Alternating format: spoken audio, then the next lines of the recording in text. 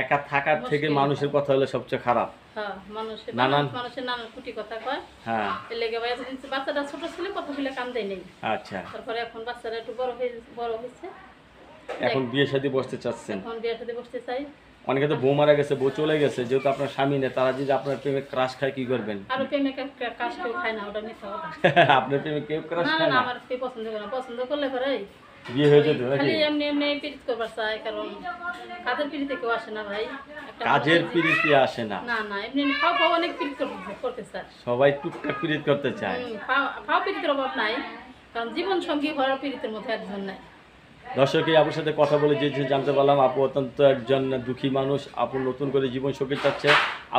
আপুর জীবনের কষ্ট থেকে সবচেয়ে বড় কষ্ট হলো মানুষের যে কথাগুলো বলে সেটা।